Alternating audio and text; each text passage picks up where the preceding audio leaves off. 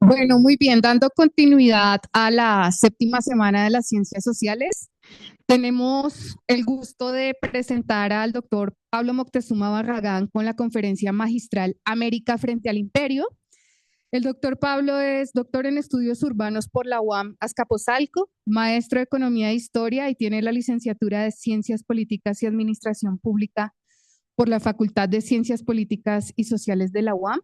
Es autor de más de 30 libros, entre los que se cuenta la historia de la deuda externa de México, Moctezuma y el Anáhuac, Azcapotzalco, globalización e identidad, soberanía, los orígenes del PAN, glifos de la Ciudad de México, las biografías de Miguel Hidalgo, José María Morelos, Benito Juárez, Pancho Villa, Emiliano Zapata, Lázaro Cárdenas, origen de la explotación y sometimiento de la mujer, mujeres en lucha y otros más. Es autor de más de 780 murales de mosaico de Talavera con motivos sobre glifos, toponimia, personajes y memoria histórica. Ha sido maestro durante más de 30 años en la Facultad de Ciencias Políticas y Sociales de la UNAM, en la Universidad Autónoma Metropolitana y en la Escuela Normal Superior de México. Es miembro del Colegio de Cronistas de la Ciudad de México y se desempeñó como delegado de Azcapotzalco de 1997 a 2000 y como jefe delegacional de Azcapotzalco de 2015 a 2018. Ha sido editor y periodista en diversos medios impresos y digitales y es vocero del Congreso de la Soberanía y de la organización Mextequí. Pablo nos va a ofrecer la conferencia en la que habla de cómo hace 201 años se dictó la doctrina Monroe y que se sintetiza en la frase de América para los americanos. Entonces, pues Pablo, adelante, un gusto tenerte con nosotros en esta séptima semana de las ciencias sociales. Muchísimas gracias por esta invitación, me da mucho gusto estar aquí en esta séptima Semana Nacional de las Ciencias Sociales, aquí en la Unidad Académica de Ciencia Política. Agradezco al Consejo Mexicano de Ciencias Sociales por promover esta conferencia y en particular a la doctora Maleli Linares. América frente al imperio. La doctrina Monroe, dada a conocer el 2 de diciembre de 1923, sintetizada en la frase América para los americanos, fue elaborada por John Quincy Adams y propuesta por el presidente James Monroe como doctrina de cara a la Europa colonialista para que ninguno de esos países interfiriera en América. En el fondo fue el punto de partida del neocolonialismo que hoy domina el continente.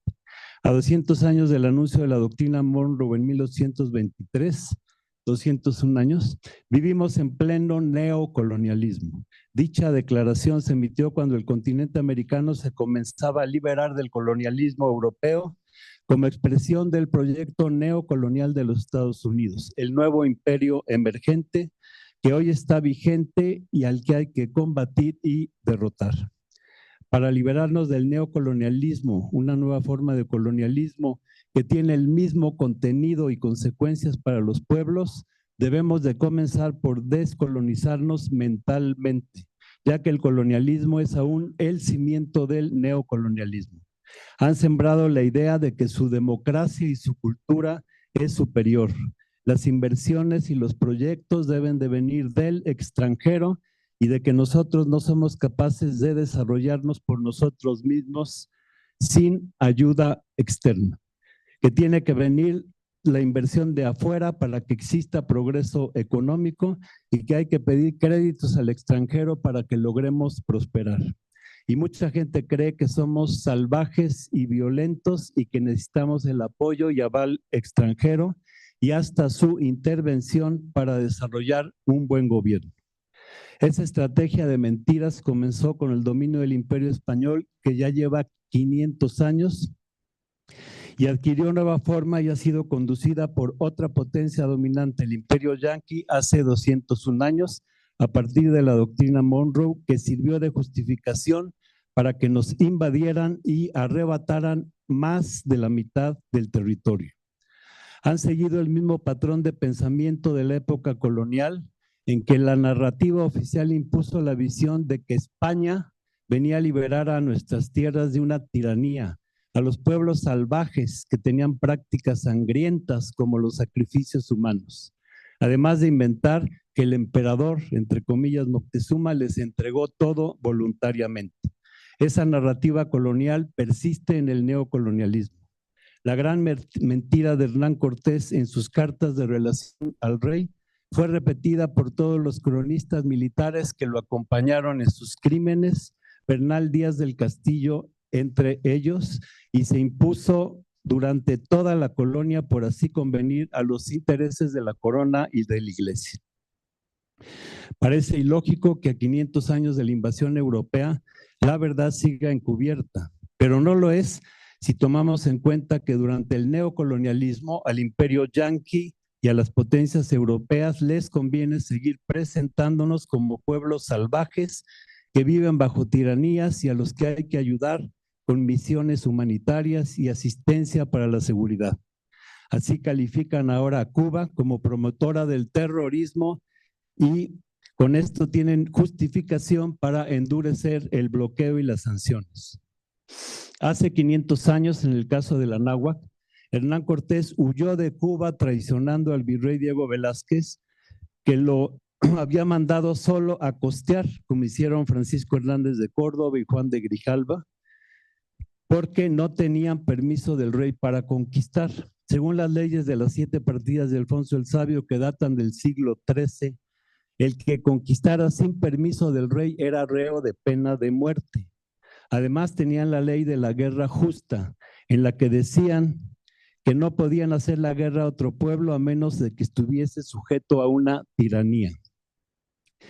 Tras las denuncias de Bartolomé de las Casas, Antón de Montesinos y otros frailes de las matanzas y el genocidio practicado en Cuba, en La Española y en otras islas del Caribe, el 27 de diciembre de 1512, y su padre, el regente Fernando de Aragón, rubricaron unas ordenanzas reales para el buen regimiento y tratamiento de los indios, y el 28 de julio de 1513 expidieron en Valladolid una declaración de moderación de las dichas ordenanzas. Ambos documentos, conocidos bajo el nombre de Leyes de Burgos, establecían que no podían conquistar y apoderarse de tierras y pueblos a menos de que hubiese sacrificios humanos y sodomía. Para no ser castigados por violar las leyes de la corona, los invasores inventaron un sinfín de historias con tal de no ser condenados a la pena de muerte en los juicios de residencia que les hacían a todos al regresar a España. Hernán Cortés y los suyos inventaron que Moctezuma era un tirano y que voluntariamente les entregó el reino, que el emperador, entre comillas, que al emperador lo mató su propio pueblo, que los indígenas sojuzgados por los aztecas se rebelaron en contra de la tiranía, que practicaban sacrificios e ingerían carne humana, además de ser sodomitas.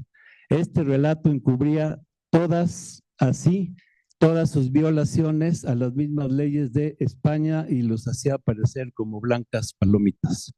Luego de que el rey es sobornado con barcos cargados de oro, la narrativa mentirosa se convierte en historia oficial por ser la versión de la historia que les convenía. Durante la colonia no se podía escribir una letra sin ser censurados por la terrible Inquisición y por la corona. Y las mentiras se hicieron oficiales y permearon la cultura de los pueblos sometidos durante siglos para que aceptaran y bendijeran la civilización y cultura, entre comillas, proveniente de Europa. De todas formas y en todo momento se introyectó la visión del mundo de los dominadores, el eurocentrismo. La realidad fue otra. Moctezuma, acompañado de los tlatoanis y otros pueblos, los había recibido siguiendo su costumbre de acoger las embajadas visitantes y tras alojar a los visitantes en el Palacio de Axayácat, los españoles a traición sacaron armas y cañones y los hicieron prisioneros a todos. Moctezuma, preso y encadenado, les declaró la guerra y tras la matanza de la fiesta de Toscat, que forma parte de los métodos de los invasores para aterrorizar a la población, tal como hoy hacen en la Franja de Gaza los israelitas con la bendición de Washington. Tras esta matanza de la fiesta de Toscat, la decisión del pueblo mexica fue de ya no mandar alimentos al palacio de Axayácat. Cortés le exigió a Moctezuma que ordenara los abastecieran y el consejo, que era el que mandaba, no había un emperador, el que mandaba era el Tlactocan, el consejo, logró hábilmente que saliera Cuitláhuac, que también estaba prisionero, pero con la encomienda de dar guerra a muerte a los invasores, aún sabiendo que sacrificarían a todos sus prisioneros. Cuando se desató la guerra y Moctezuma ya no le sirvió como rehén, lo mataron los españoles con la idea de aventar el cadáver y aprovechar sus honras fúnebres para escapar.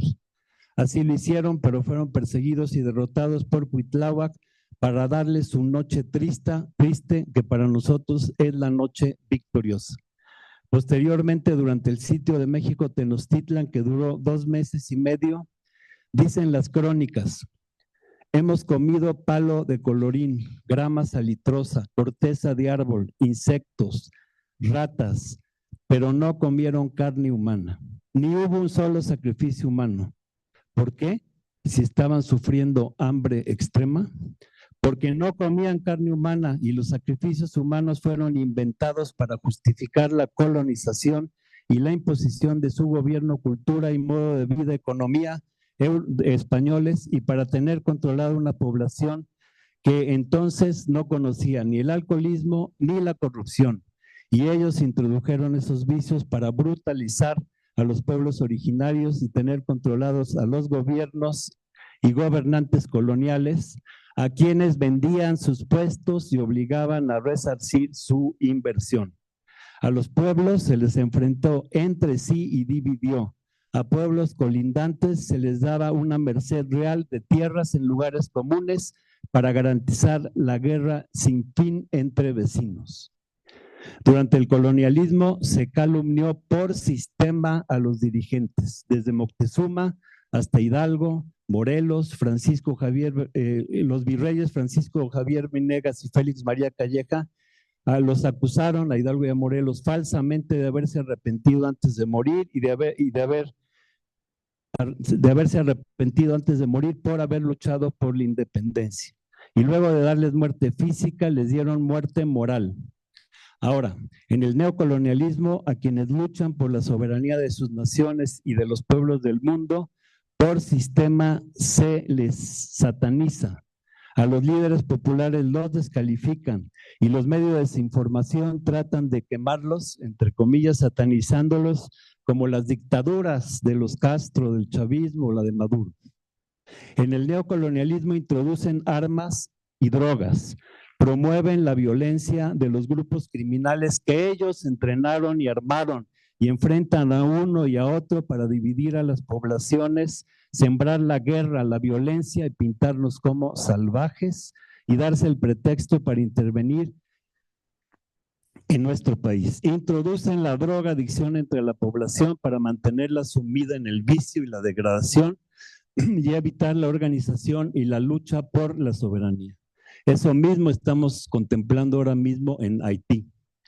En Estados Unidos producen las armas, las venden, las distribuyen, allá lavan el dinero y se reparte la droga en todo el territorio, que es 5 veces mayor al de México, sin que según ellos tengan algún cartel estadounidense. Así justifican la intervención militar en toda América y para ello cuentan con el Comando Norte y el Comando Sur, haciendo uso además de todas sus agencias de inteligencia para promover sus intereses. Tachan a países que luchan y mantienen su soberanía como Cuba y Venezuela de dictaduras. Se dan el permiso de bloquearlas, sancionarlas, castigarlas en defensa, según ellos, de la sacrosanta democracia americana.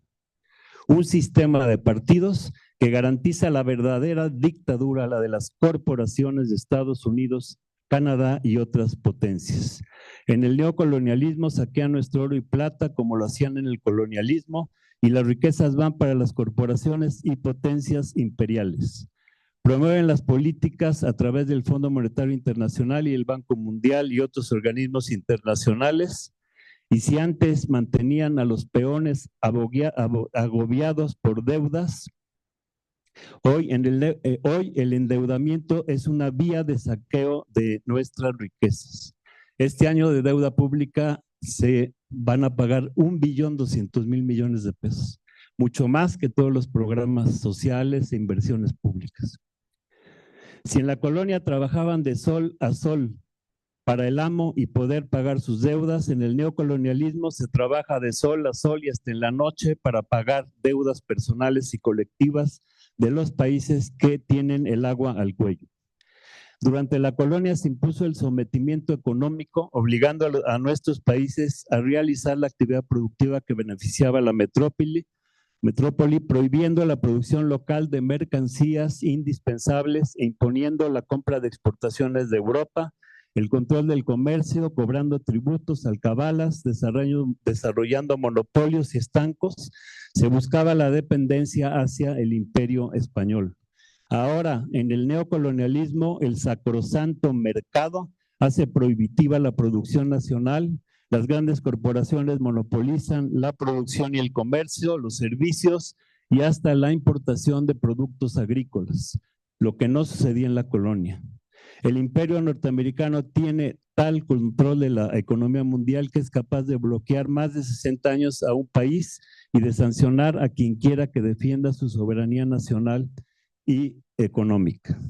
En cuanto a la importación de productos agrícolas, estamos importando la mitad de los alimentos. A 201 años de la doctrina Monroe, la tarea de los pueblos y naciones de América es derrotar al neocolonialismo y los rezagos coloniales de siglos para lograr la plena soberanía popular y nacional en cada rincón de nuestro continente y abandonar con ello a la transformación profunda de la humanidad para lograr la armonía entre las naciones, construir la paz, la autodeterminación de los pueblos y terminar la relación de explotación entre las personas y de ellas hacia la naturaleza. A 201 años de la doctrina Monroe fue el banderazo para impulsar el neocolonialismo en nuestro continente. Las consecuencias de las políticas que ha impuesto Washington se dejan sentir más que nunca. La violencia y el empobrecimiento que genera el imperio yanqui provoca la migración masiva de millones de personas que llegan a suelo americano como personas sin papeles y por lo tanto sin derechos, como migrantes que sufren allá la esclavitud moderna, trabajando todo el día y sin poder protestar ni organizarse porque son expulsados por la migra. Millones de migrantes sostienen allá la economía, pero en lugar de ser reconocidos se les estigmatiza y persigue. En todo el continente promueven el sueño del modo de vida americano, que para millones de personas se convierte en muerte y pesadilla. La guerra contra el desarrollo de los cárteles de la droga y grupos criminales que ellos mismos promueven y contra la migración que provocan es el mejor pretexto para la intervención del imperio yanqui. Todo se originó hace 201 años, en 1923. Estados Unidos anunció la doctrina Monroe, y esa frase formó parte del discurso leído por James Monroe, presidente estadounidense de 1817 a 1925 ante el Congreso de los Estados Unidos, el 2 de diciembre de 1923. Desde entonces, ese país actúa para lograr el dominio de todo el continente. Además de colonizar Puerto Rico y emplearlo como bastión militar, Estados Unidos tiene instaladas 2 siglos después 12 bases militares en Panamá, 12 bases en Puerto Rico, 9 en Colombia, 8 en Perú, 3 en Honduras, 2 en Paraguay. Asimismo, hay bases en Aruba, Costa Rica, El Salvador, Guantánamo en Cuba y Perú, entre otros países, al mismo tiempo en que pugna por abarcar la total superficie terrestre y marítima de la región. En las aguas territoriales argentinas y en las Islas Malvinas, usurpadas por el Reino Unido, Está presente la Organización del Tratado Atlántico Norte, OTAN. Hacia el norte tenemos a Canadá, miembro activo de la OTAN y compañera de cualquier aventura belicista que se le ocurra a Washington, subordinado militarmente al grado de que el Pentágono puede movilizar las fuerzas aéreas canadienses aún sin el conocimiento del primer ministro de Canadá. Quieren el dominio continental y, por supuesto, buscan el control de México, su vecino. Para lograr su hegemonía, acuden a la intervención militar y los golpes de Estado en el continente americano. The Military Intervention Project de la Universidad Tufts rememora que el 34% de las casi 400 intervenciones militares por parte de Estados Unidos desde 1776 fueron contra países de América Latina y el Caribe. De todas las intervenciones, la mitad fueron entre 1950 y el año 2019, y más de un cuarto del total desde el fin de la Guerra Fría. Una investigación del Klein Center de la Universidad de Illinois señaló que desde 1982 hasta 2019 Estados Unidos participó en 350 intentos de golpes de Estado, de los cuales 150 fueron exitosos, gran parte en el continente americano, al que consideran su traspatio. Hoy practican el golpe blando como lo hicieron en Perú contra Pedro Castillo. Esta nueva modalidad de golpe, que quiere vestirse con visos de legalidad, ha sido aplicada ya en múltiples países, en Honduras 2009, en Paraguay 2012, en Honduras, en Brasil 2016, en Bolivia 2019, en Perú en el 2022.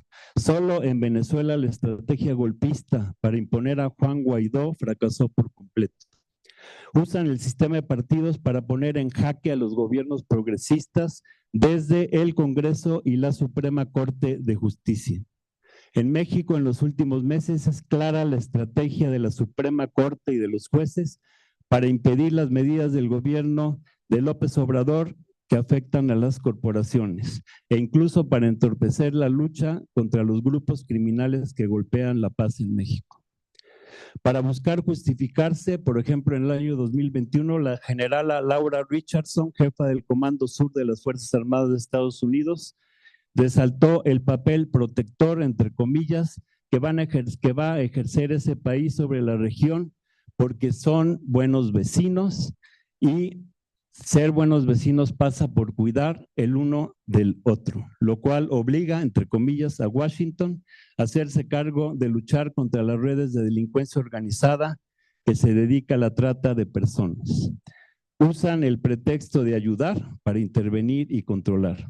El embajador de Estados Unidos en México, Ken Salazar, sostuvo el 17 de octubre del año antepasado que seguirá trabajando con el gobierno federal y los estados, trabajando juntos, no de manera independiente con las entidades.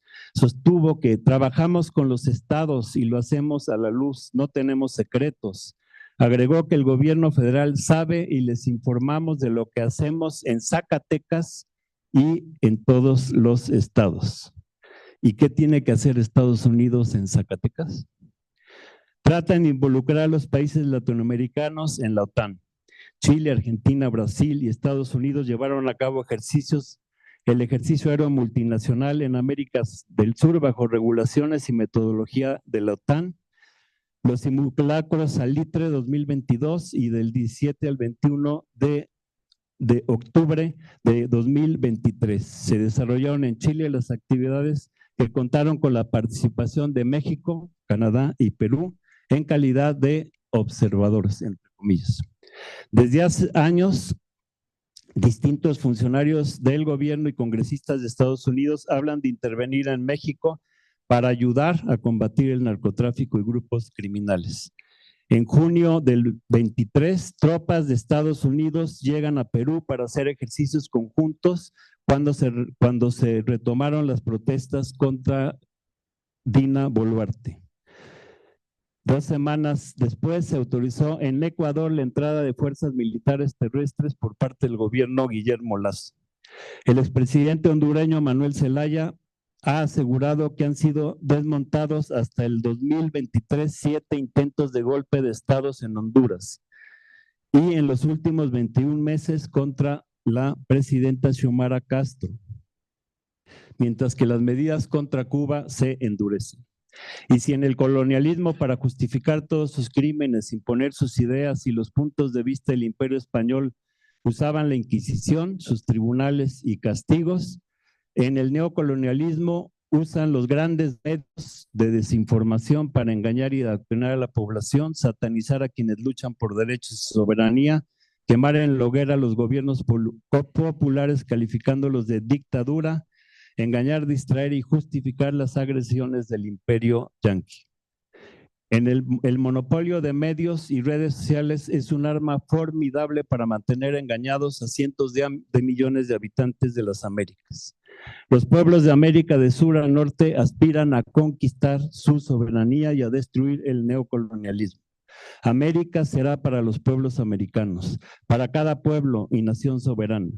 En México nos oponemos a la integración a la región norteamericana y a ser objeto de la división del mundo en bloques en los que por geografía nos correspondería ser sujetos a los Estados Unidos de las corporaciones de Norteamérica. Estamos contra el unipolarismo, pero queremos ser soberanos, independientes, con un desarrollo propio y por lo tanto no queremos un multipolarismo en el que, siendo subordinados a uno u otro de los polos, se nos niegue la autodeterminación, la autosuficiencia y la facultad para relacionarnos con todos los pueblos y naciones del mundo en pie de igualdad desde nuestra propia soberanía, que la geopolítica no debe condicionar en forma alguna. 1,000 millones de habitantes de nuestra América deben ser soberanos en lo personal, local, regional y nacional. Es la hora de la soberanía de los pueblos y de independizarnos de Washington. A 201 años de la doctrina Monroe, que fue el banderazo para impulsar el dominio de Estados Unidos en nuestro continente, la política intervencionista de Estados Unidos se agudiza. Desde la primera etapa se buscó imponer sus intereses.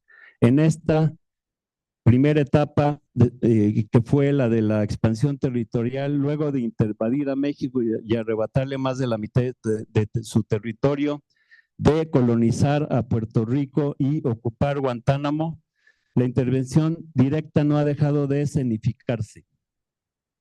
Recordemos que el 25 de octubre de 1983, Estados Unidos ordenó la invasión militar de la isla Granada en la operación Furia Urgente. Previamente organizaron el golpe de Estado y la muerte el 19 de octubre contra Maurice Bishop, gobernante progresista, que impuso la alfabetización, la educación gratuita y la soberanía nacional. En Granada se había iniciado transformaciones económicas y sociales en beneficio de la población, lo que provocó el ataque de Washington para derrocar su gobierno. Posteriormente, el 20 de diciembre de 1989, invadieron Panamá con 20,000 efectivos y bombardearon al país, incluso zonas populares como El Chorrillo, causando miles de muertos.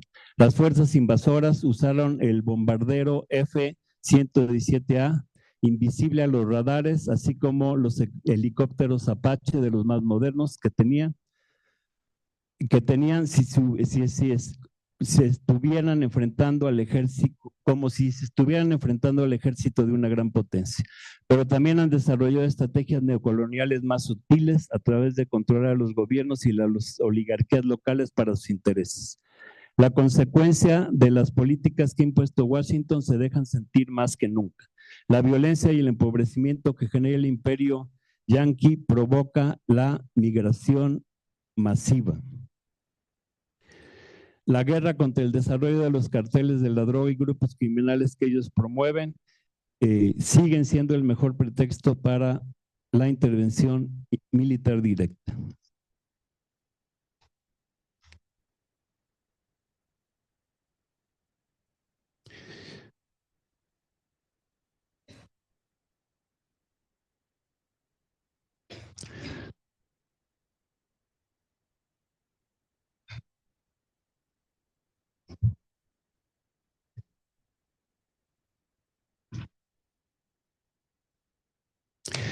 En México el senador y dirigente del PAN, Marco Cortés, propuso el 3 de octubre pasado tipificar al narcotráfico como terrorismo y pedir la colaboración internacional, entre comillas, contra el crimen organizado para que ayuden instituciones internacionales, o sea, la intervención de los Estados Unidos, a eliminar el terror con el que viven varias comunidades de México. Hace 3 años, la senadora Lili Telles del PAN presentó una iniciativa de reforma para que los miembros de cárteles de la droga que hagan uso de violencia y causen alarma, temor o terror entre la población mexicana también sean procesados por los delitos de terrorismo. Esta postura da seguimiento a la línea de integración militar y sometimiento que iniciaron los presidentes Fox y Calderón. En Estados Unidos, bueno, tipifican a cierto grupo de terrorismo, atacan a ese grupo, pero lo usan como pretexto para gran mortandad de población civil, como hace Israel en Palestina, que supuestamente está luchando contra Hamas, pero pues ya llevan 42,000 muertos, entre la mayoría niños y mujeres, o como ahora está haciendo Estados Unidos en Líbano, que supuestamente por atacar a Hezbollah en un par de días ya causaron más de 2,000 muertes. Esto de calificar grupos terroristas en un país, pues les da el pretexto para estos ataques que en realidad pues van contra la población civil. En Estados Unidos, el comandante del Comando Norte, el general Glenn Van Herk, en una audiencia ante el Comité de Fuerzas Armadas en el Senado, resaltó que en México el narcotráfico y migración se trata tiene síntomas de un problema más grande, y esto es el de las organizaciones criminales transnacionales, ya que la inestabilidad que generan ofrece oportunidades para actores como China, como Rusia y otros que podrían tener actividades nefastas en mente para buscar el acceso e influencia en nuestra área de responsabilidades en una perspectiva de seguridad nacional. Un año después, a principios de 23, los congresistas Dan Creswell y Mike Watts, 2 republicanos de Texas y Florida respectivamente, introdujeron la resolución autorización para el uso de fuerza militar sobre la influencia del cartel, en un lenguaje que hace eco de la amplia autorización de 2001 para el uso de la fuerza militar en respuesta a los ataques del 11 de septiembre de ese año.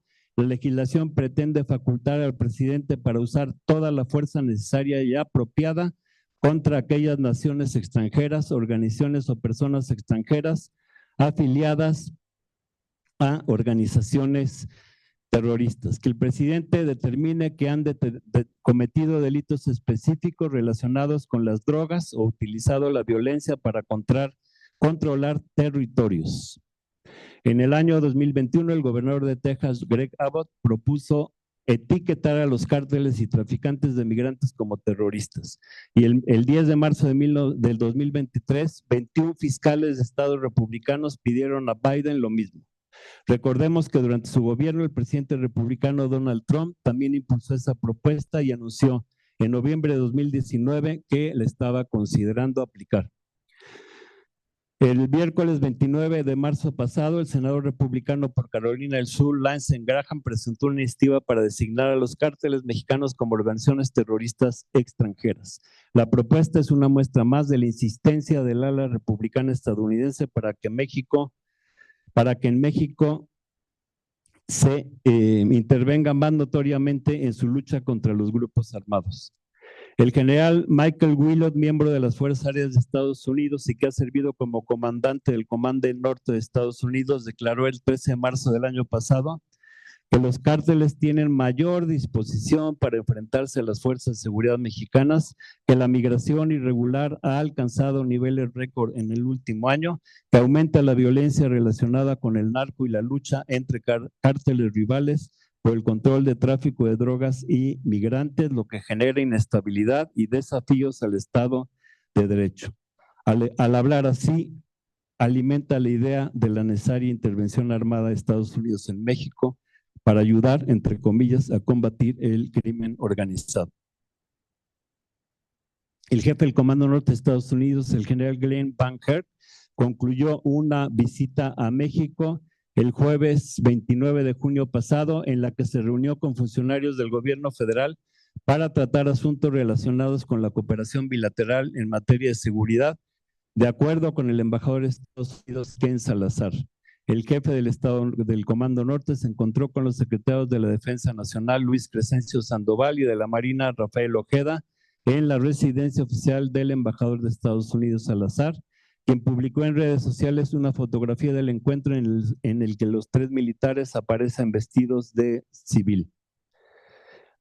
Dice que en Salazar, la compatibilidad militar operativa se construye a través de relaciones duraderas y oportunidades de entrenamiento combinado con ustedes. Apuntó, hablando del Comando Norte en redes sociales tras la reunión con los militares mexicanos. Sin embargo, tras ese fin de semana, la Cámara de Representantes de Estados Unidos aprobó el lunes 2 de julio una nueva cláusula que quita al Comando Norte del Pentágono la responsabilidad de conducir las relaciones militares con México. Si el Senado confirma la norma, México pasaría a estar en el Comando Sur, donde Washington contempla a los países de América Latina y el Caribe. La iniciativa promovida por los republicanos todavía tendría que ser aprobada por el Senado, lo que es improbable porque los protocolos y procesos conjuntos que involucran a las Fuerzas Armadas de Estados Unidos y México están acoplados y el Pentágono recibe del Ejército Mexicano datos estratégicos, además de venderle tecnología y equipos de manera preferencial.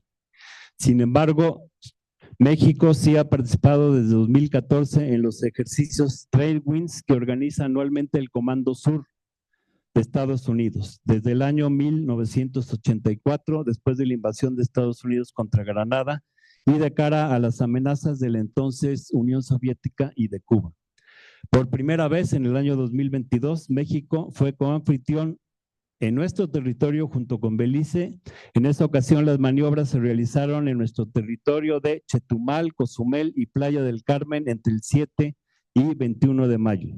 El ejercicio anual organizado por el Comando Sur de Estados Unidos cuenta con un enfoque de colaboración multinacional y multidominio terrestre, aéreo, marítimo, anfibio y escenarios de ciberseguridad. Por cierto, mandos militares mexicanos estuvieron presentes el 24 de mayo pasado en Panamá, en una academia policial de la ciudad capital, donde la jefa del Comando Sur estadounidense, uno de los 7 comandos unificados de Estados Unidos, la generala Laura Richardson, advirtió ante mandos militares de América Latina la necesidad de unirse para enfrentar las amenazas contra la democracia que llevan a cabo gobiernos autócratas. El evento se realizó en la clausura de maniobras militares conjuntas en las que participaron militares y fuerzas especiales de cerca de una veintena de países americanos, entre ellos Estados Unidos, México, Colombia, Perú, Guatemala, Honduras y El Salvador. Richardson afirmó que el equipo de la democracia es un equipo poderoso que trabaja en todos los ámbitos para garantizar un hemisferio occidental libre, seguro y próspero. Esta declaración es un llamado abierto a las fuerzas militares a emprender golpes de Estado contra lo que Estados Unidos llama dictaduras, es decir, cualquier gobierno progresista de América Latina y el Caribe. En el bicentenario de la doctrina Monroe, el 2 de diciembre del año 2023, Laura Richardson había pedido en el Senado de Washington la reactualización de la doctrina Monroe para asegurar los recursos de América Latina y la importancia para su país de suministrar, entre comillas, asistencia a la región sudamericana y caribeña a la luz de sus recursos naturales infinitos y estratégicos, además de la necesidad de rivalizar con los contratos que China ha concluido con los países sudamericanos. Y es tiempo de actuar, declaró, y precisó el objetivo de su país, que es recuperar el liderazgo hemisférico de cara a su concurrente estratégico asiático. Recordó las riquezas que tiene América Latina y el Caribe, el petróleo, 50% de la soya mundial, 30% del azúcar, de la carne y del maíz proceden de esa región, indicó la generala Richardson, que citó ejemplos de los recursos estratégicos que deben ocupar nuestra atención, entre comillas, en el marco de la doctrina Monroe actualizada. La jefa del Comando Sur ha expresado públicamente su interés por los recursos naturales de la región, sobre todo por el triángulo de litio, Argentina, Bolivia y Chile, así como el petróleo, el cobre, el oro de Venezuela y el pulmón del mundo, la Amazonia, y el 31% del agua dulce del planeta que posee de Latinoamérica. En la Conferencia Sudamericana de Defensa realizada en Quito con la presencia de los jefes de defensa de 11 países de la región, Richardson advirtió sobre las amenazas y daños que Estados Unidos considera que China está generando en la región en materia de medio ambiente, ciberseguridad y desestabilización política. Además, denunció que el país asiático continúa apoyando regímenes autoritarios en Venezuela, Cuba y Nicaragua. Instó a combatir al crimen transnacional y el narcotráfico necesariamente con trabajos coordinados, entre comillas, entre los países como si se tratara de un equipo de fútbol, donde cada uno juega en una posición determinada. Lo que no dijo es que Estados Unidos es el director técnico y dueño de ese equipo. Son claras las intenciones de Estados Unidos de continuar su dominio e injerencia en toda América Latina, comenzando por México, como deja ver el papel de la oposición prianista que es usada como punta de lanza para el sometimiento de nuestros países a los intereses hegemónicos de Washington. Estamos alerta para frustrar los planes del imperio en nuestras tierras con el pretexto de ayudar a combatir el crimen organizado. Las y los mexicanos defenderemos sin titubeos nuestra soberanía contra los planes agresivos de los vecinos del norte. En Haití, país que invadieron el 2004 con la ayuda de Francia y Reino Unido para deponer al presidente Jean-Bertrand Aristide del poder y ocupando la isla hasta el 2017 con la llamada NINUSAT y luego de 2017 a 2019 a través del MINIJUS para seguir su ocupación, ahora bajo la bandera inocente de la ONU. Incluso el terrible terremoto de enero de 2010 fue aprovechado por Estados Unidos para reforzar la ocupación militar, controlando el aeropuerto y mandando 3,000 soldados armados. En vez de enviar medicamentos, médicos, alimentos a la devastada isla, mandan fusiles, muchos de los cuales permanecen ahí para crear caos en el marco de la operación MINUSAG. Desde hace meses están impulsando una nueva intervención cobijada por la ONU. Claro, siempre son misiones humanitarias. El 15 de octubre de 2022, Estados Unidos presentó un proyecto de resolución al Consejo de Seguridad en el que se pide el despliegue inmediato de una fuerza multinacional de acción rápida en Haití. El secretario de Estado de Estados Unidos, Anthony Blinken, ha visitado recientemente, en septiembre de este año, Haití para conformar en ese país en el que Estados Unidos siempre siembra el caos, un consejo presidencial de transición controlado por Washington.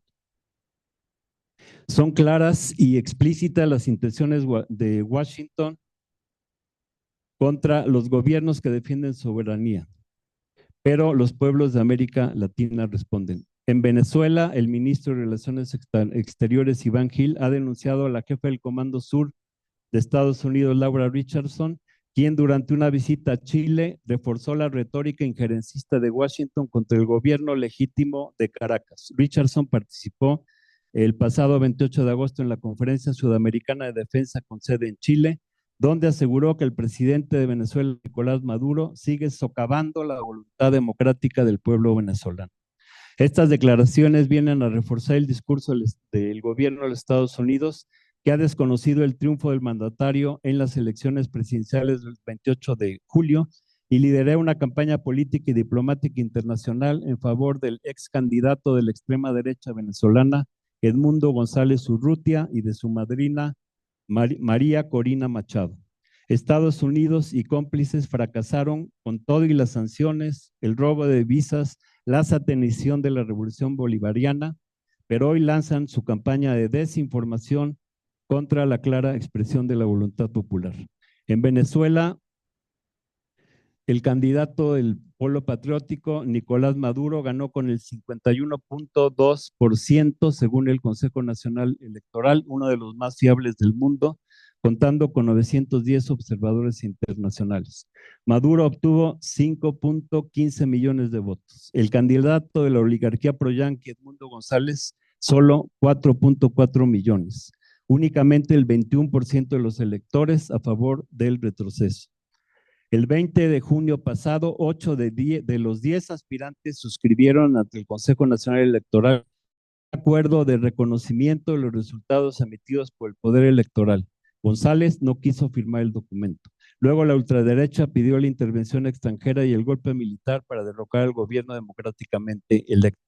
La oposición venezolana impulsa a favor de Estados Unidos la privatización del petróleo, de la salud, la educación, y es una reacción violenta que provoca baños de sangre y que de antemano anunció un fraude electoral con todo el apoyo de Washington y de potencias extranjeras que promueven el saqueo del país hermano, que es el que tiene las mayores reservas de petróleo del mundo. El CNE ratificó el 2 de agosto la victoria del presidente Nicolás Maduro con 51.95% de los votos frente a 43.1% del opositor Edmundo González Urrutia. El presidente de Venezuela, Nicolás Maduro, denunció el 16 de septiembre que Estados Unidos está violando la Carta de la ONU con sus acciones injerencistas y al proteger a operadores políticos y militares que llaman públicamente operaciones armadas en el país sudamericano. Mientras que Cuba ha avisado que el imperialismo busca propiciar un golpe de Estado en Venezuela. En su intervención en la reunión, el presidente de Cuba, Miguel Díaz-Canel, ha advertido sobre una campaña de descrédito contra Venezuela ejercido por Estados Unidos con el objeto de enmascarar otro intento de golpe de Estado. Ha denunciado además la continuidad de acoso imperialista, la intromisión externa, la arremetida de las oligarquías y la manipulación mediática y política para generar desestabilización y propiciar un golpe e intentar derrocar al gobierno electo de Maduro. Venezuela advirtió a través de su canciller que el secretario de Estado, Antony Blinken, intenta promover de manera grosera y vulgar un golpe de Estado contra el gobierno de Maduro, quien denunció que se trata de un golpe de Estado ciberfascista y criminal, empleando todos los medios modernos de la tecnología contra su país como parte de una campaña de comunicación internacional a través de las redes sociales y los medios que usa Washington y sus aliados y que en efecto lograron generar una falsa idea de que hubo un fraude electoral en Venezuela. Sin embargo, el canciller venezolano Iván Gil en su canal oficial de Telegram aseguró que los planes estadounidenses al respecto fueron pulverizados mediante el voto y la unidad y movilización cívico-militar y policial expuestos en la elección del 28 de julio. A su vez, los mandatarios de los países miembros de la Alianza Bolivariana para los Pueblos de Nuestra América, Tratado de Comercios de los Pueblos, ALBA-TCP, han vuelto a apoyar el 26 de agosto pasado en una reunión virtual los resultados de las elecciones de Venezuela, los cuales ratificaron a Maduro en el mandato. En su lucha por el dominio mundial, Estados Unidos trata de mantener el control de toda América frente a alianzas contra otros países. Cuando en Venezuela, a criterio de la vicepresidenta Delcy Rodríguez, está surgiendo un nuevo mundo donde el bloque BRICS está presente. En días pasados, Cuba ya pidió su inclusión formal al BRICS. Dice Delcy Rodríguez que el BRICS está jugando un rol estelar en el que Rusia está librando una batalla simbólica contra el neofascismo, al confrontar a la Organización del Tratado del Atlántico Norte, OTAN, y a los Estados Unidos. Hay un nuevo mundo que emerge, los BRICS, según Rodríguez, en la guerra de Estados Unidos y la OTAN contra Rusia y contra China, se libra también una batalla por la humanidad, sostuvo la vicepresidenta en el discurso que pronunció en el Congreso Mundial contra el Fascismo celebrado en Caracas. Por su parte, Celinda Sosa, la canciller boliviana, declaró que el grupo de los BRICS representa una alternativa para abordar las múltiples crisis que afronta actualmente el mundo. También en Bolivia hubo un intento de golpe de Estado el 26 de junio del año presente, cuando un grupo de miembros de las Fuerzas Armadas de Bolivia, lideradas por el comandante general Juan José Zúñiga, tomaron la Plaza Murillo, plaza principal de la ciudad de La Paz. La movilización de mineros, campesinos, obreros indígenas y la unidad del ejército en apoyo de Luis Arce frustró este golpe. Los gobiernos que luchan por la soberanía luchan contra el injerencismo de Estados Unidos. El 28 de agosto, Honduras da por terminado el tratado de extradición con Estados Unidos debido a las injerencias de este último en los asuntos internos del país centroamericano.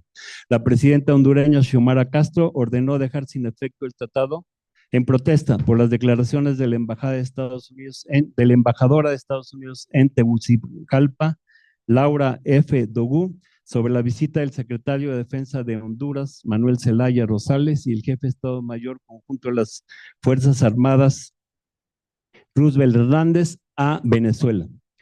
La injerencia y el intervencionismo de Estados Unidos, así como su intención de dirigir la política de Honduras a través de su embajada y otros representantes, es intolerable, aseguró Xiomara Castro en su cuenta de la plataforma X.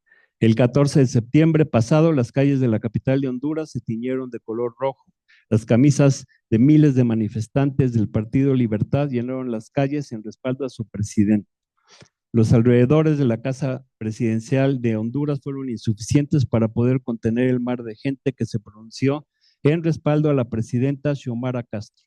Los hondureños rechazan todo intento de golpe de Estado.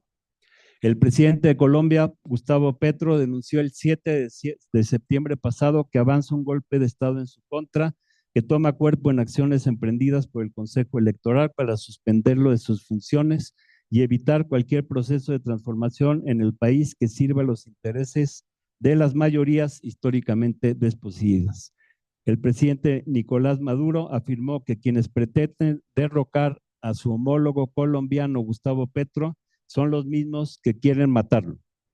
Maduro hizo esta denuncia refiriéndose al surgimiento reciente de pruebas por la compra irregular del sistema de espionaje israelí Pegasus durante el gobierno de Iván Duque en Colombia.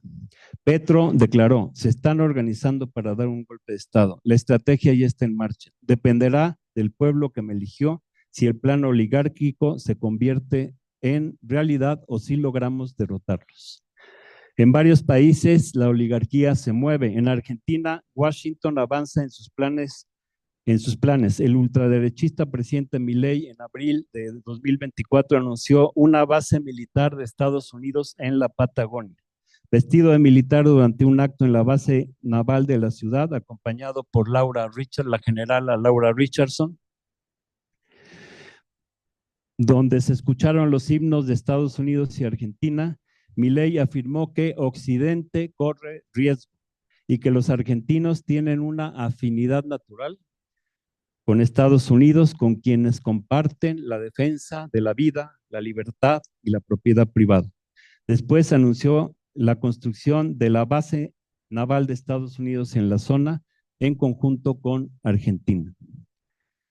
Mientras, en Ecuador, el presidente proyanqui Daniel Noboa anunció el 18 de septiembre pasado que remitirá al Congreso una reforma constitucional que permita la instalación de bases extranjeras en Ecuador, misma que la Constitución de 2008, texto aprobado por el 63% de los votantes, estableció la prohibición expresa de instalaciones militares extranjeras en territorio ecuatoriano, lo que llevó al retiro en 2009 de la base de Manta ocupada por el ejército estadounidense.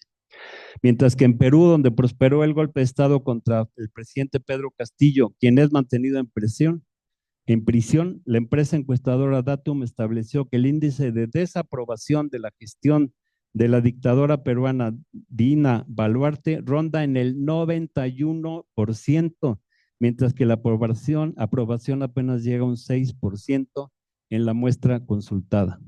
La inseguridad ciudadana en Perú ha alcanzado niveles alarmantes con un retroceso de hasta 6 años en la lucha contra el crimen, según el Instituto Nacional de Estadísticas e Informática. En 2023, el 27% de los peruanos fueron víctimas de delitos, siendo el robo el delito más común, seguido por la extorsión, la estafa y el secuestro. Esta situación ha llevado a un 57% de los peruanos a considerar abandonar el país, impulsados por la crisis económica, la inseguridad y la falta de oportunidades.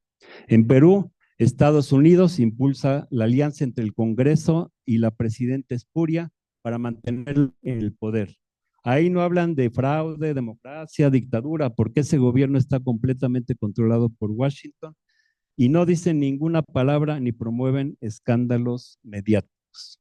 Bajo ese modelo, en Guatemala, a través del Congreso y de la Suprema Corte, atacan al gobierno electo democráticamente de Bernardo Arévalo, así como lo hicieron en Perú. El bloqueo estadounidense contra Cuba, iniciado hace más de 60 años, se recrudizó en extremo a niveles sin precedentes desde 2019, durante la pandemia. Donald Trump, durante el COVID-19, arreció la hostilidad contra Cuba al imponer 243 sanciones adicionales al bloqueo. Incluso negaron a Cuba comprar en Estados Unidos oxígeno y material médico. A 31 años de la primera resolución de la Asamblea, año con año, la mayoría aplastante de la Asamblea General de la ONU condena el bloqueo a Cuba. A 31 años de la primera resolución de esta Asamblea contra el bloqueo del gobierno de Estados Unidos, continúa ignorando la demanda casi unánime para que cese este acto de agresión contra Cuba. En la pasada votación solo votaron en contra de Estados Unidos, Israel, Ucrania. Hoy en la isla se sufre por falta de materia prima para medicamentos, escasez de combustible, de equipos y refacciones, obstáculos, y tienen grandes obstáculos para la importación de alimentos, lo que significa una verdadera guerra económica contra esa nación. Además de todo, Estados Unidos desata la guerra informativa financiando grupos que se dan a la tarea en las redes sociales de distorsionar completamente los hechos, la historia y de llamar a Cuba como una dictadura. Y si en el colonialismo, para justificar todos sus crímenes, imponer sus ideas y los puntos de vista del Imperio Español, usaban la Inquisición, sus tribunales y castigos, en el neocolonialismo usan los grandes medios de desinformación para engañar, adoctrinar a la población y satanizar a quienes luchan por derechos y soberanía. Quemar en la hoguera a los gobiernos populares, calificándolos de dictaduras, engañar, distraer y justificar las agresiones del imperio yanqui. El monopolio de medios es un arma formidable para mantener engañados a cientos de millones de habitantes de las Américas. Los pueblos de América de sur a norte aspiran a conquistar la soberanía y a destruir el neocolonialismo. América será para los pueblos americanos, para cada pueblo y nación soberana. En México nos oponemos a la integración a la región norteamericana y a ser objeto de la división del mundo en bloques. Cada país debe ser soberano. 1,000 millones de habitantes de nuestra América deben ser soberanos en lo personal, local, regional y nacional. Es la hora de la soberanía de los pueblos y de independizarnos de Washington. América se enfrentó al imperio español y lo venció. Hoy se enfrenta al imperio yanqui y vencerá. Son claras las intenciones de Estados Unidos de continuar su dominio e injerencia en toda América Latina, comenzando por México, como es claro el papel de la oposición preanista como punto de lanza para el sometimiento de nuestros países a los intereses de Washington. Estamos alertas para frustrar los planes del imperio en nuestras tierras con el pretexto de ayudar a combatir el crimen organizado. Las y los mexicanos estamos decididos a defender nuestra soberanía contra los planes del agresivo vecino del norte y lo haremos. Muchas gracias.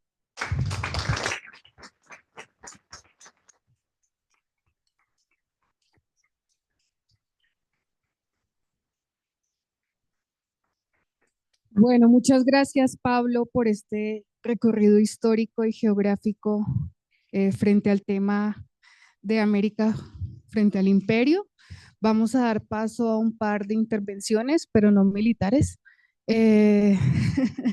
Entonces, vamos a recoger primero 3 intervenciones y para que puedas responder y luego vemos si hay tiempo para otras. Gracias, doctor, por tu brillante intervención. Yo quisiera hacer énfasis que efectivamente los mecanismos de intervención se han sofisticado. No solamente las estructuras judiciales y los aparatos como mecanismos de golpes blandos. También es esa supuesta cooperación al desarrollo de supuestas fundaciones como la USAID, la NEC, que dice que nos asesoran para la democracia, para supuestas organizaciones civiles como Mexicanos contra la Corrupción, que la encabezaba Claudia X González, y hoy Mario Amparo Casar, con toda esa estela de corrupción. Ese mecanismo de intervención se ha sofisticado no solamente en México. Recordemos que es un tema de debate en otros países, principalmente los que colindan con Rusia. Se presentó una ley de agentes extranjeros para que esas supuestas también organizaciones no gubernamentales no fueran financiadas por otros países. El mensaje, ojalá que nuestros diputados federales regulen esa intervención completamente anómala e injerencista de organismos golpistas, pero con caretas de organizaciones civiles. Ahora, el tema es cómo se presenta esta derecha, y me enlazo con la anterior ponencia, cómo se sofistican también las caras. Esa supuesta adjudicación de sociedad civil, en concreto la Marea Rosa, que representan a la sociedad civil, entre comillas, pero que finalmente son intereses golpistas y de intervencionismo. En concreto, muchos gobernadores, no quiero decir el nuestro, pero por ejemplo el de Chihuahua, no quiero hablar, que están invitando a la cooperación internacional e intervención de la DEA, del FBI, del USAID, de la NEC y algunos otros organismos, pues francamente ajenos a nuestra tradición de no intervención. Pero efectivamente, esa recuperación histórica que haces tiene también consecuencias cotidianas. Creo que la idea muy concreta que yo te invito, y también por tu conducto, también que hagan una regularización de esas intervenciones de supuestas organizaciones de cooperación. Me parece que será un tema que va a generar bastante debate en los próximos meses y años. Gracias por tu intervención, doctor.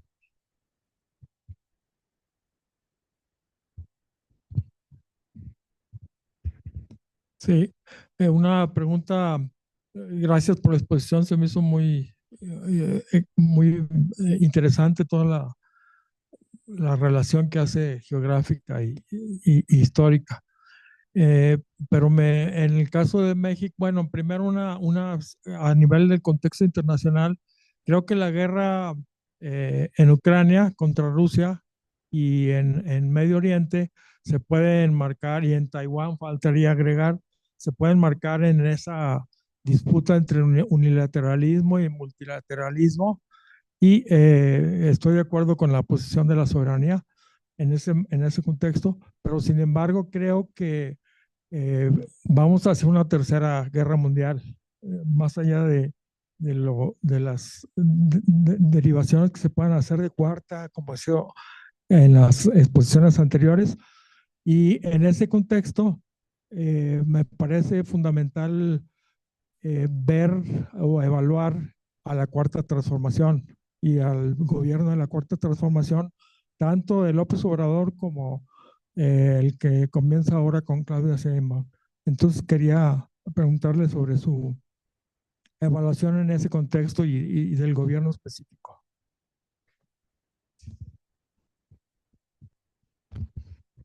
Buenas tardes. Primero, pues agradecerle y felicitarle por su excelente exposición. Y bueno, en este sentido de lo que mencionaba del narcotráfico como tipificado como terrorismo, esto que intenta hacer el PAN, bueno, mi pregunta va en este sentido.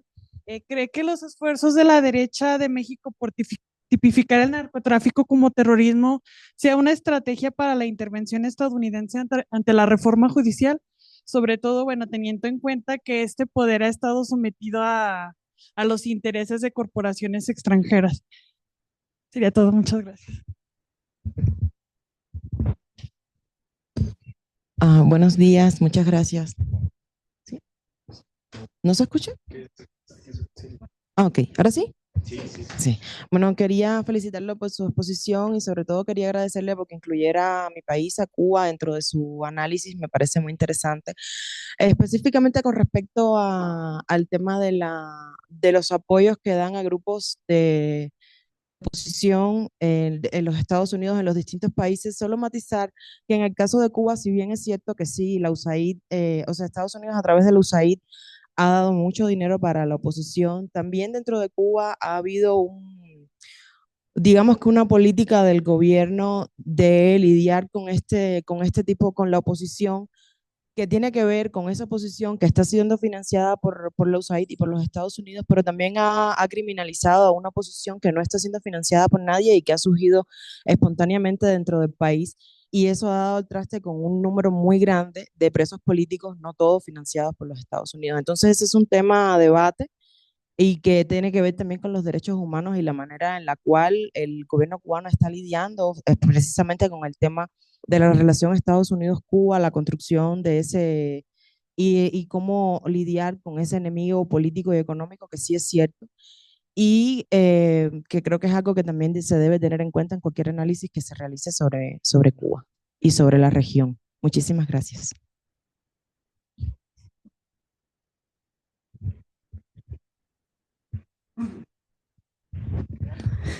Gracias por la exposición y por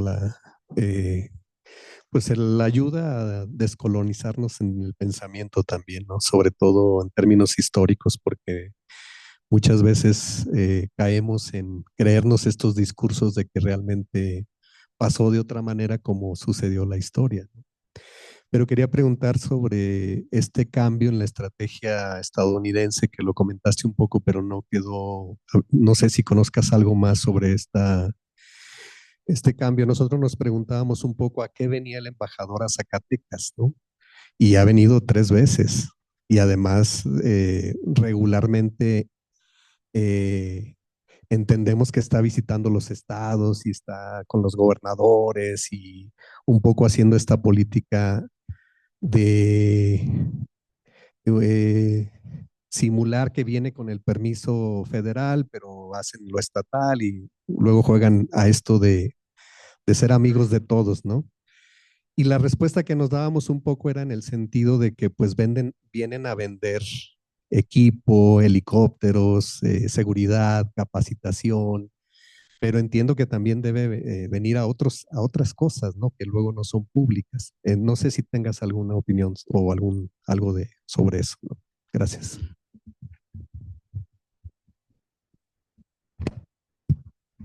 Sí, bueno, es una política muy consciente de Estados Unidos para desconocer la soberanía nacional, tener tratos con los estados. El embajador de Estados Unidos es embajador ante el gobierno federal de México. No tiene por qué andar metiéndose en los estados, pero Estados Unidos tiene en todos los países que puede estas políticas de ir negociando con estados o provincias, pues bajo su principio divide y vencerás. Y desde luego que utiliza a las USAID y a la NED para financiar a la oposición pro-yanqui. Si Claudia Sheinbaum no hubiera obtenido 56 millones de votos y casi el 60%, y hubiera obtenido,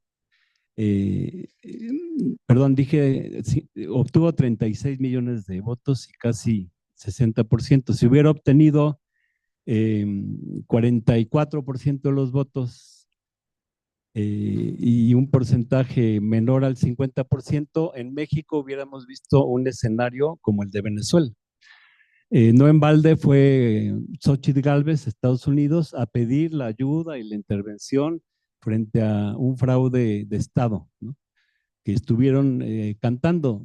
En la contundente victoria de Claudia Sheinbaum y de Morena PT Partido Verde, pues cierra por el momento estas intentonas, ¿no? Pero así trabaja Estados Unidos, socavando la legitimidad de un gobierno y luego cuestionando ya la legitimidad de sus triunfos electorales. Y bueno, sí, todo esto se enmarca en medio pues de una tercera guerra mundial. Ya actualmente lo que estamos viviendo, pues sí, parecieran los prolegómenos de una tercera guerra mundial, fundamentalmente por la hegemonía entre Estados Unidos y China. Todo, entre otras cuestiones, el que estén desatando una guerra regional en el Medio Oriente, y la guerra de Ucrania tiene mucho que ver con romper la ruta de la seda. O sea, China económicamente ya se ha adelantado a Estados Unidos, ¿no? Entonces, estas guerras lo que buscan es romper estos planes de China con la ruta de la seda. Y bueno, neutralizar a Rusia para luego irse sobre China. Entonces estamos en medio de esta gran lucha por la hegemonía mundial, en la que Estados Unidos tiene el dominio relativo en América, pero no como antes. Es una potencia en decadencia, pero bueno, sigue actuando con toda la fuerza que tiene. Y entonces, bueno, en América estamos viendo este jaloneo, ¿no? Entre países que buscan ser soberanos: México, Venezuela, Cuba, Honduras, Colombia, y países totalmente sometidos a, a Washington. En cuanto a la política de la 4T, bueno, creo que frente a Cuba, a Venezuela, ha sido una política firme. Y pero bueno, eso de pedir la unión, así como la Unión Europea, la unión de toda América, incluyendo Estados Unidos, pues es como meter en una jaula al lobo con las gallinas, ¿no? O sea, América tiene que unirse frente a Estados Unidos, no con Estados Unidos. Entonces me parece muy ingenuo. Y pues una cuestión inaceptable es que no haya tomado ninguna postura frente al genocidio de Gaza. Hay gobiernos como el de Colombia, Petro, que ha tomado la postura que debe tomar todo el mundo.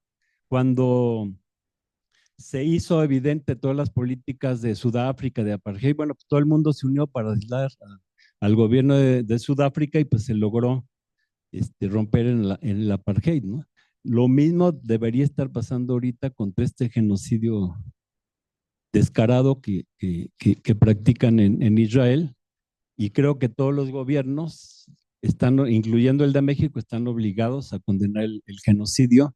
Y pues por ciertas consideraciones el gobierno de López Obrador no lo hizo, ni creo que lo haga el de Claudia Sheinbaum. Y bueno, es una sombra en la política exterior. Estos intentos de la derecha por calificar el crimen organizado como terrorismo, pues abiertamente tienen la intención de llamar a la ayuda extranjera, o sea, la intervención de Estados Unidos en México. En la oposición en México, pues no está en posiciones de hegemonizar en nuestro país, está muy marginada, pero ya con la ayuda de los gringos, pues les iría mejor, entre comillas. Entonces están buscando el apoyo de los gringos. Y bueno, en cuanto a Cuba, lo primero es eliminar el bloqueo, eliminar las sanciones, porque la verdad, la vida, lo mismo en Venezuela, es muy difícil para los pueblos. O sea, en Cuba no hay medicamentos, no hay alimentos, hay una serie de problemas. Seguramente hay muchos problemas, como en todos lados, propios, pero lo fundamental, lo que está causando gran malestar, pues es el bloqueo, aunque parte de la población no lo identifica, cree que es problema del gobierno, ¿no? Entonces, frente a Cuba, creo que lo primero es exigir el cese del bloqueo y las sanciones, y Cuba ya libre de este peso o sea, que golpea brutalmente su economía, pues tiene que democráticamente tomar sus propias decisiones. Pero el que Estados Unidos quiera reventar, ¿no? El proceso cubano, lo que llevaría a una intervención militar de Estados Unidos en Cuba, y a convertirla en una base militar, en un burdel, o sea, como lo hicieron antes, ¿no? En países socialistas que han caído, tengo en memoria un país que era muy independiente, Albania, cuando cae el socialismo, y hoy es una base militar gringa. Entonces, pues sí, creo que frente a Cuba lo primero y ante todo, exigir el cese del bloqueo y de las sanciones y desde luego el pueblo cubano pues tomará sus propias decisiones, pero no bajo las condiciones actuales en que están prácticamente en un estado de sitio. Así como Morelos estuvo sitiado en Cuautla 90 días, pues Cuba está sitiada, pero más de 60 años. Y esto debe de cesar y es el sentir mundial. Año con año, la aplastante mayoría de las poblaciones, de las naciones exigen el fin del bloqueo. Y creo que esto es a lo que hay que dar más énfasis. Muchas gracias.